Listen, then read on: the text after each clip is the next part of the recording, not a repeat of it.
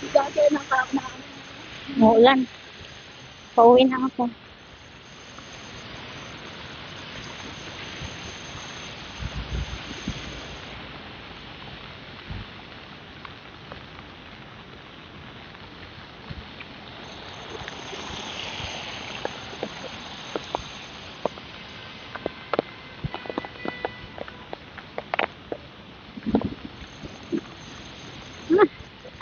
Mabasa yung phone ko.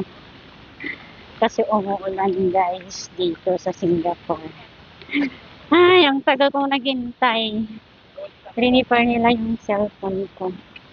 Guys. Kaya ngayon okay na. May pang live na ako sa YouTube ko. Kasi hindi na ako naka-live 2 days. Wala nakita. Sige guys, babay na. Ah, ah, ah, okay, naglalakad. Ay, hindi pala ako magbabay. Ano, mamaya ko. Pag nakarating ako sa gate namin. O, diba? Kasi tawid lang ko. Yan yung sakyan. Alas ng ulan. Maambon. Wala na akong natrabaho ngayon. Nag-upo-upo ako sa market.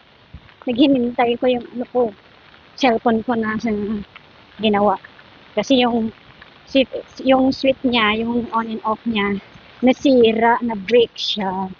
Yun. Nung hindi ko na-charge, namatay, hindi ko na siya ma-on, guys. Kaya, na ako, yung hindi ako mapakali na hindi siya magawa.